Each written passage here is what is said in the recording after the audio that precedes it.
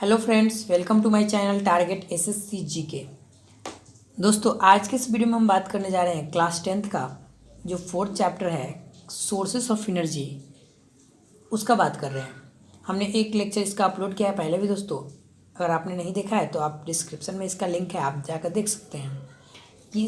इस टॉपिक में हम लोग जो है conventional source of energy discuss करेंगे।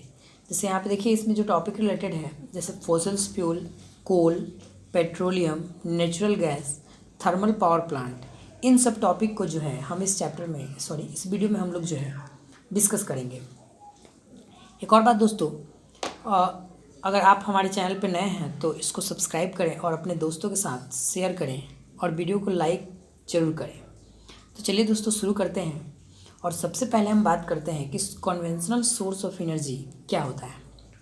तो यहाँ पे देखिए कि the traditional source of energy which are familiar to most people are called conventional source of energy.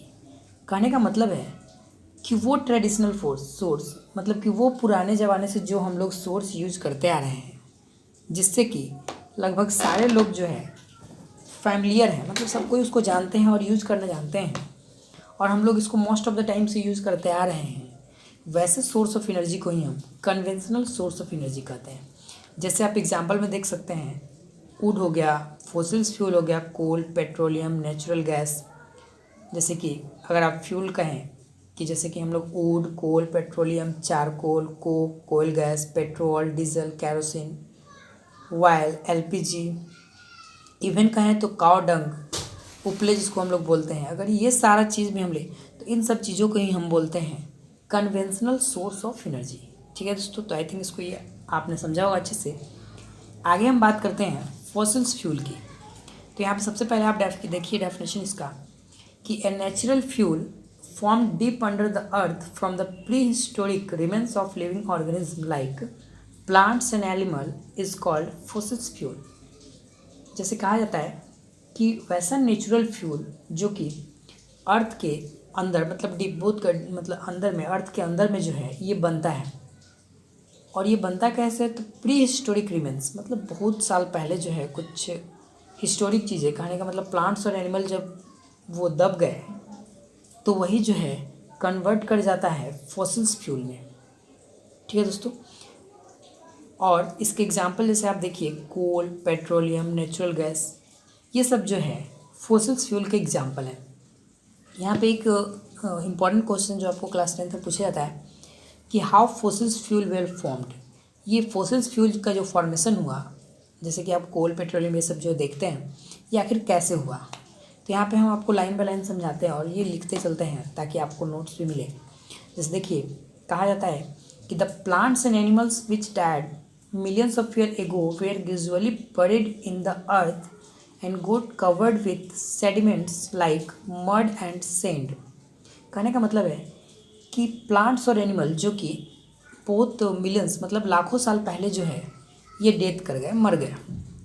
Death करने के बाद जो है ग्रेजुअली धीरे धीरे जो है ये अर्थ का जो मिट्टी है वो धीरे धीरे उसको ढकते गया और ये लेयर बाय लेयर जो है ये अंदर चला गया, यानी कि बहुत ही डीप, अर्थ के अंदर बहुत डीप चला गया ये। और अर्थ के ऊपर जो सैंड है, बालू है, मिट्टी है, इससे ये सारे ढक गए। ठीक है, और away from the reach of oxygen of air, and यहाँ पे जो है ऑक्सीजन की पहुँच से ये काफ़ी दूर चले गए, मतलब ऑक्सीजन यहाँ पे नहीं पहुँच रहा है। तो in the absence of oxygen, the chemical effect of pressure, heat and bacteria converted the buried remains of plants and animal into fossil fuel like coal, petroleum and natural gas।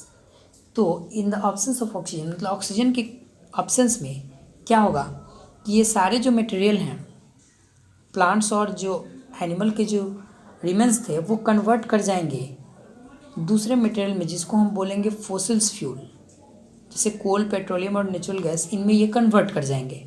ठीक है, with the help of bacteria, जिसमें कि अगर हम कहें कि main role कौन play करता है, तो मेन रोल जो है हाई प्रेशर और हीट जो है, हाई प्रेशर और हाई हीट जो है ये इसको कन्वर्ट कर देगा फॉसिल्स फ्यूल में।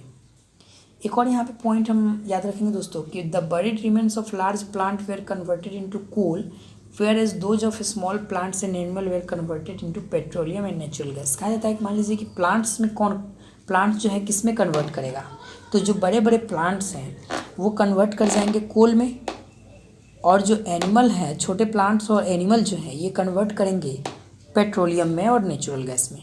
इसको आप ध्यान रखेंगे।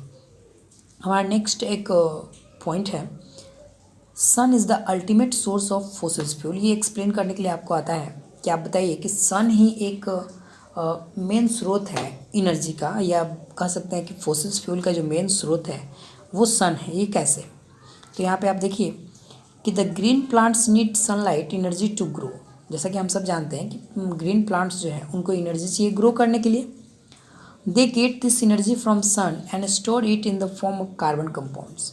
ये इस एनर्जी को सन से लेते हैं, मतलब कि जब ये फोटोसिंथेसिस करते हैं तो ये सन से एनर्जी को लेते हैं और ये कार्बन कंपाउंड्स में अपने अंदर स्टोर कर लेते हैं। When this plants are eaten up by animal, so the animals material also store house of sun's energy. जब ये प्लांट्स जो है एनिमल के द्वारा खाया गया तो एनिमल भी स्टोर कर लिया उस सन एनर्जी को, and this plants and animal have been converted into fossils fuel.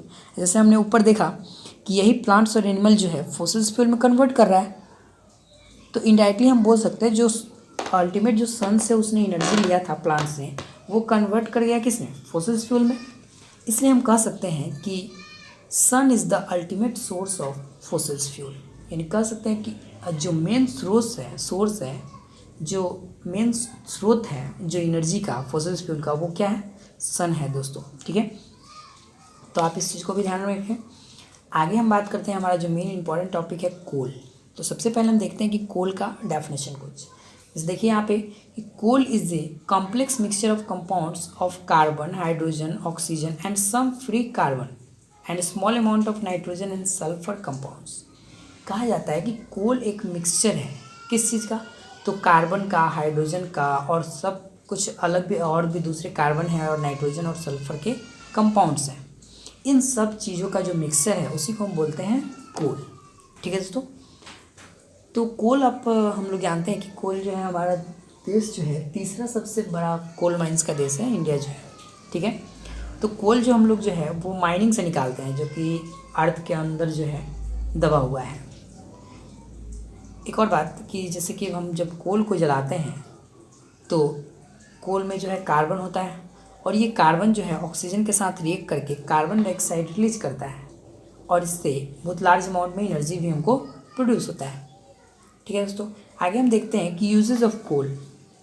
जैसे आप देखिए कि it is use as a fuel for heating purpose in homes and industry. जैसे कि हम सब जानते हैं कि घरों में खाना बनाने के लिए या इंडस्ट्री वगैरह में भी यूज होता है coal. It is use as fuel in thermal power plant for generating. आगे हम लोग देखेंगे भी कि थर्मल पावर प्लांट में जो है इलेक्ट्रिसिटी को जनरेट करने के लिए कोल का यूज किया जाता है। दूसरा इसका यूज है, it is use in the manufacture of fuel gases like coal gas. Coal gas के बारे में आपने सुना होगा, कोल को हम लोग हीट करते हैं, जो गैस निकलता है वो उस गैस को स्टोर करते हैं और वो कोल गैस कहलाता है। तो कोल गैस को मैन्युफैक्चर करने में भी कोयला का यूज होता है। आगे हमारा जो नेक्स्ट टॉपिक है वो है पेट्रोलियम।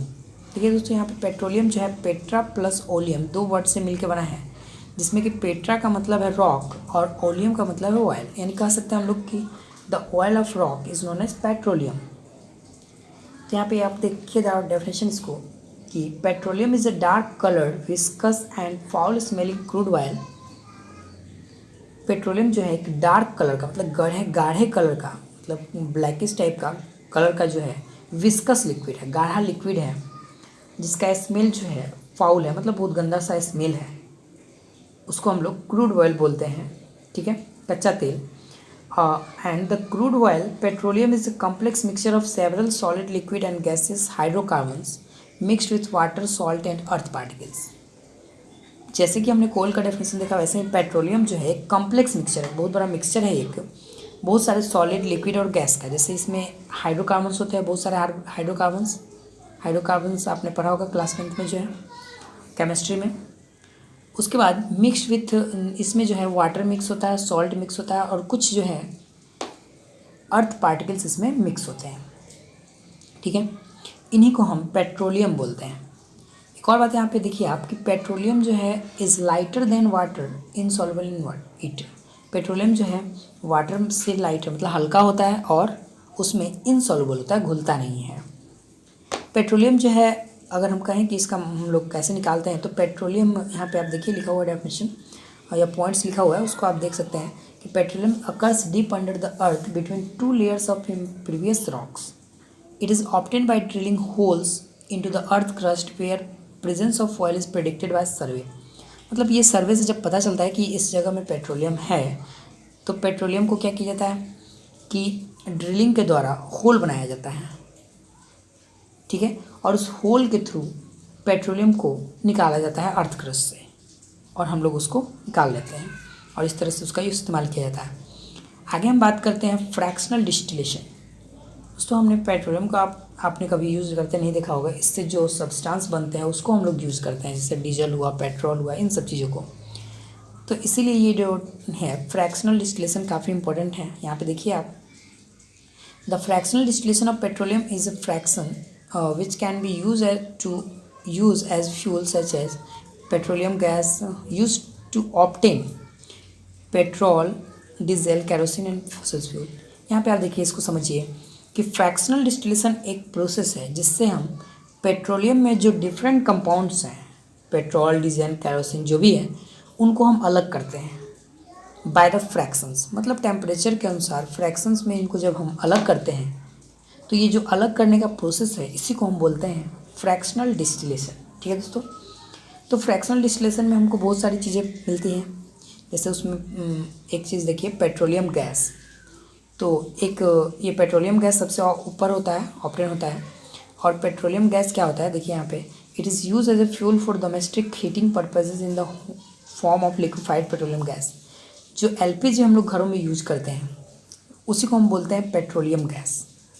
वो पेट्रोलियम गैस जो होता है उसको लिक्विफाइड किया जाता है हाई प्रेशर पे और उसी को हम लोग एलपीजी बोलते हैं और घरों में यूज करते हैं।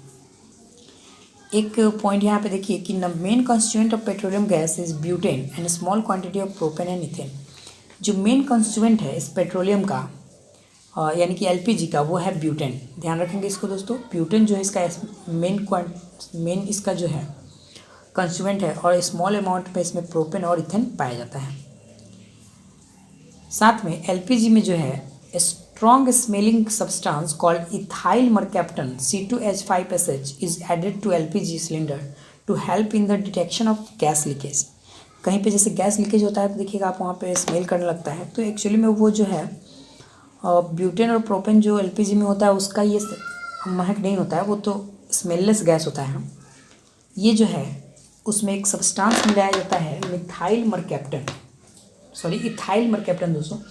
ये जो है उसी कारण हमको स्मेल डिटेक्ट हो पाता है।